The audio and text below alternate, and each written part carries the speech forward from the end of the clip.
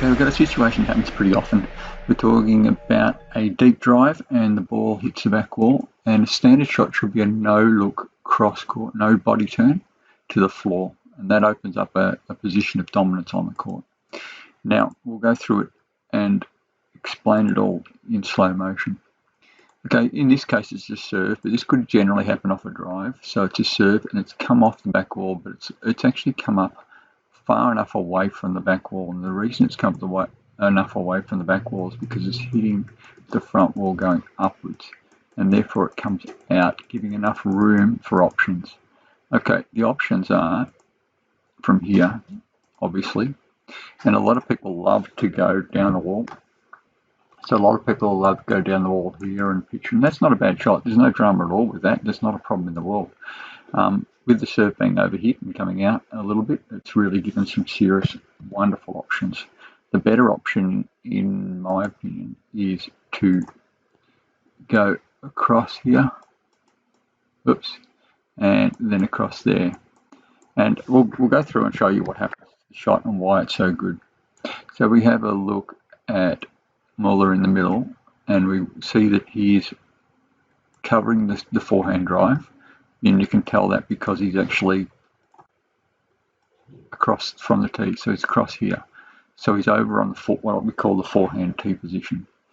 So the backhand tee position is over here, the forehand tee position is over here. And so if we watch what happens here, you see he'll split. He's watching the ball, so he's seen the ball. And now he hasn't even been able to make, so he's on the tee still now, and the ball is virtually almost level with him. So the ball currently is here. Okay, and that is, well, it's a little bit deceptive because it's not up near the front wall, because it's come all the way from here across to here, or somewhere there. So if we follow that through, if you watch what happens, you see there's no possible way he can volley this, and that's what the outcome is after, and that's what a no body turn drive will give you. Okay, so the no body turn drive will take away the volley. It'll take away the option for that straight volley. That straight volley would have been a direct kill to here, and that's the one you want to stop on a cross court. And the reason we want a cross court is the ball tends to bind, and it's really hard to straighten up a ball. So if we watch this shot here, so from here, it's really hard to get that straight. You can get it straight, and they do get it straight, and great players often get it straight. But you've got to open it up, and then you've got to clear it back here, or back up here to our target. And if you get that wrong at all, it really opens it up. The other option, of course, is the straight drop, and that can be also a good shot. But once again, you're moving this way, straight up to that way, and it's a real dominant court position for that front court. So off a cross court, the straight drop is not that fantastic if it's played well. We'll go through the quality of the drop in a minute, but this shot here, he's just missed it. It's gone into the sideball too much, and it's opened up. Now here, the options are, it's just a wonderful spot to be in, because from this position, what happens is he's moved from here up to here so he can cover this. So he needs to cover the short shot, and that's what he's doing here. But an equally good shot would be from here to go all the way back down here, and that means he'd have to go around and so on. So this is just a dominant position. The choices are at whatever you choose to do.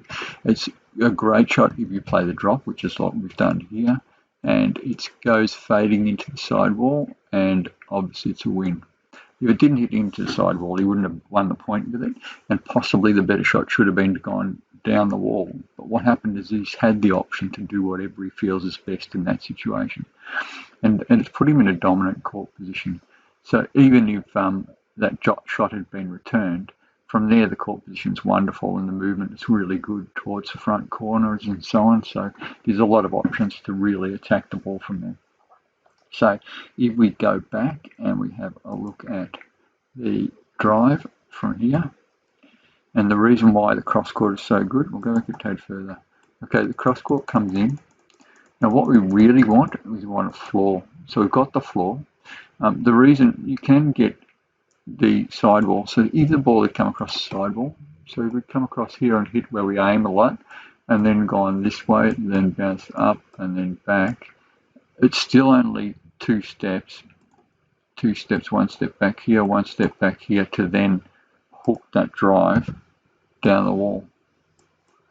And you can get, it would only be a lob and all the rest of it, so it's not a problem if you hit the sidewall, as long as you don't hit it too high. If you hit the sidewall too high, what happens is the ball comes from here, goes there to the floor, then goes up into the sidewall, then down out into the middle of the court. It's hard to draw, and that gives real width. What happens is then you get some serious width from here to really work on a running drive, and it causes problems. So hitting the sidewall too wide will often put your opponent on the cross court out in the middle of the court with real options, and it also gives a wonderful little angle for the straight drop. So that's why we're going to the floor on our cross courts. So if you can go to the floor and if you can make the ball, so this is the next view, so it's gone up, and if you can make the ball go down into the back wall, which is just what this one's just done, so it's just getting a little bit awkward back there. That means you've got to fight with the back wall. So to put that in context again, when the ball comes from here, you want it to go down towards the back wall after hitting that sidewall.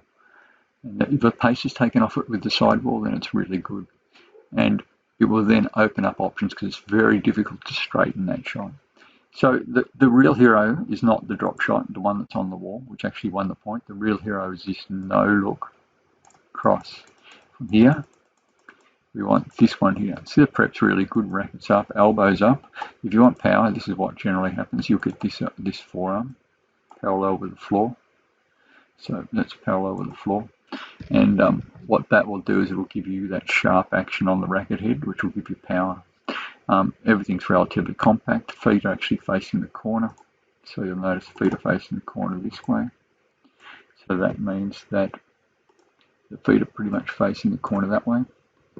And that says that it's going to potentially go down the wall. So everything there says that this shot will go from here down the wall there. That's what it basically says with the setup. Now, the no turning shoulders is critical. So watch what happens here. We've still got our shoulders there. We might open our shoulders ever so slightly to just allow the back hip hit. So you're actually hitting off the back hip. When we talk about hitting off the back hip, we're talking about hitting off this hip here. So the only turn that's happened is to actually get this hip around here. So you can actually swing through. And he'll then hold his shoulders. See the holding of shoulders? It's okay, so all the way through to there, shoulders have stayed here.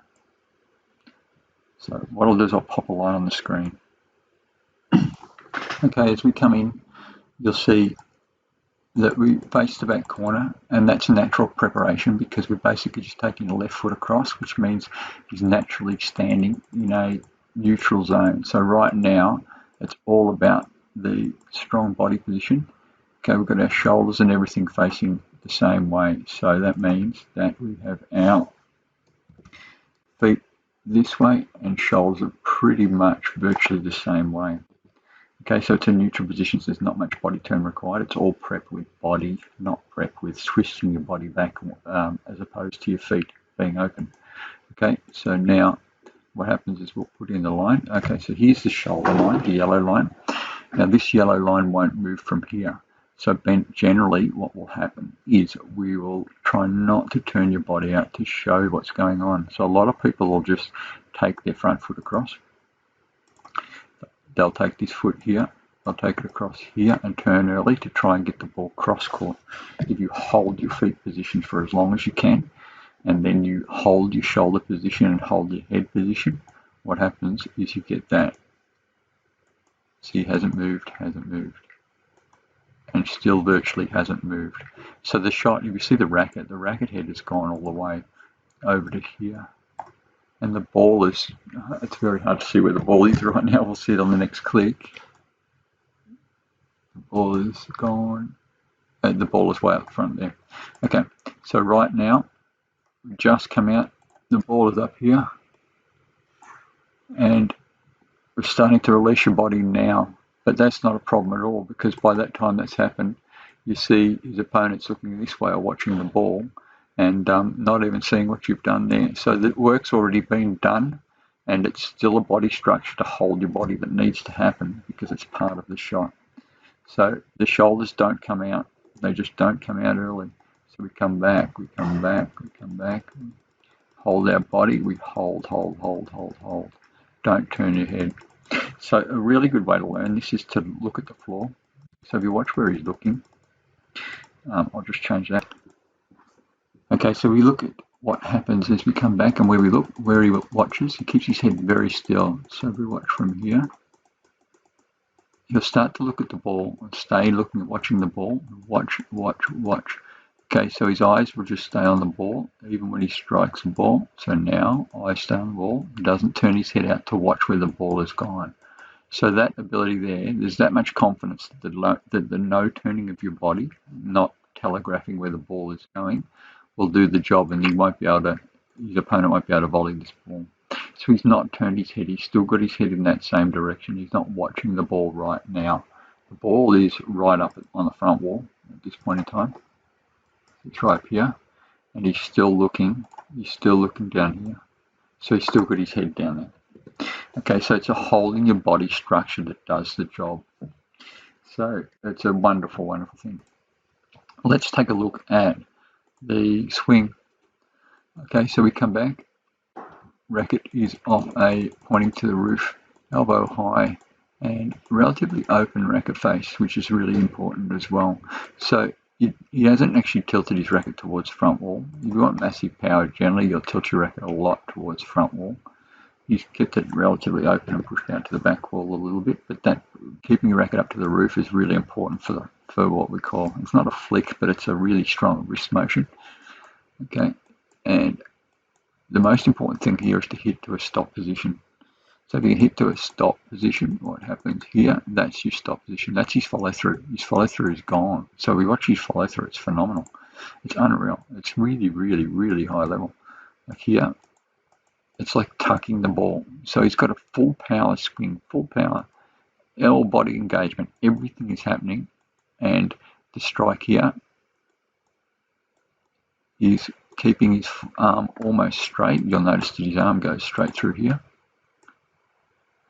There to elbow, and he won't allow it to turn around. He won't allow it to bend. He'll hold it straight and just stop it. As in stop his arm movement, and that's it. And then the racket will recoil. It recoils back to here. So when I talk about that, oops, sorry, that should be a line. It recoils back to here. So what happens is he's had his racket up, he's brought it down around there, bang, and then it comes back to here. So if we have a look at that again.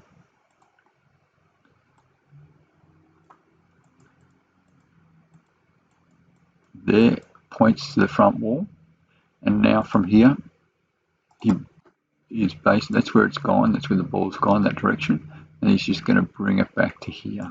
It's part of a strong wrist motion, so he's not released any muscles yet, and it comes back to here, and that's where it's all finished from there.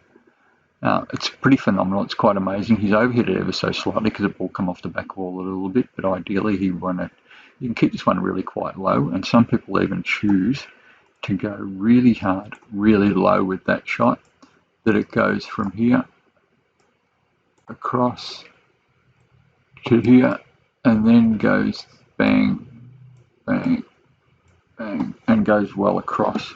So you can actually really stretch the court and go really hard and low, but then you're playing with a tin, so you want to be a little bit careful with that. And it depends how much you can get behind it, how much cut down on the floor, towards the floor you get to kill the ball and everything as well. So the outcome is just sensational. It's really good because it gives this situation of a dominating court position. Dominating court position is an area where your opponent has to make a lot of moves to go and cover everything that you've got. And I would have most likely not played the drop shot here. Probably would have pushed the ball down the back, and that's only because there was so much work done here to get around to the tee to cover the front. So he's got that covered, he's got that covered, and he's got the both covered. So the best shot should have been generally to go from here and pitch the ball down there, and then have it bounce up, and so on.